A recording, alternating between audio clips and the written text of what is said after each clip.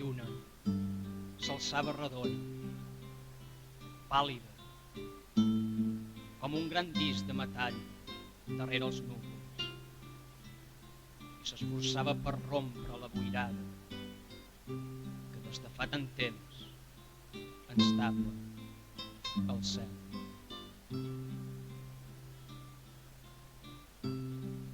Aquell vespre jo havia triat la frescor de la serena. Ja som vell i a vegades el confort del hall de l'hotel em fa sentir còmode.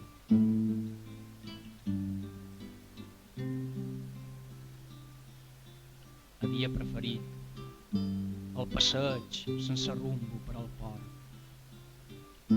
deixar-me endur per la renou de la mar i de ballar a la platja i calcigar l'arena i omplir-me'n les sabates.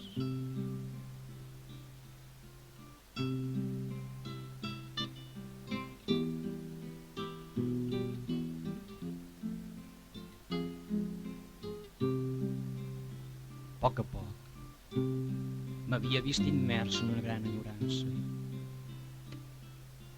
i com un qui ja hagués mort havia oblidat per una estona el meu món irreal de whiskies i llums de colors reflectits en ciment.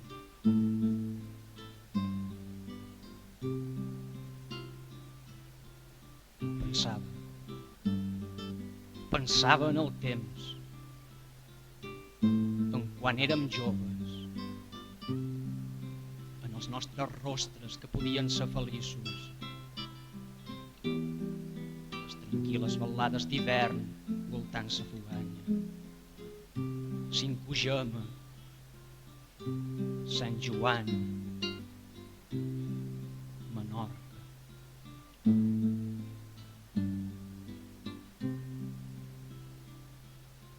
I quan, en aixecar els ulls, el vaig veure, allà, ajagut, plorant a la vora de la mar, amb el rostre arrugat pels anys i el vent damunt l'arena. Vaig saber que feia molta estona l'havia sentit present en el vaivé dels meus somnis.